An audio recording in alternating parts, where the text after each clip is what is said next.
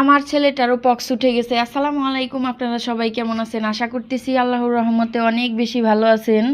তো পক্স উঠলে অনেকে আছে যে গোসল করে, তো ডাক্তাররা বলে গোসল না করতে, শুধু গোসলটা না করতে বলে, আর হচ্ছে অ্যালার্জি জাতীয় খাবারগুলা খাইতে না করে। হ্যাঁ, তো গ্রামে অনেক লোকজন আছে যে মাছ খাওয়া যাবে না, ডিম খাওয়া যাবে না, দুধ খাওয়া যাবে না, মানে এইটা সেইটা অনেক নানান রকমের কথা।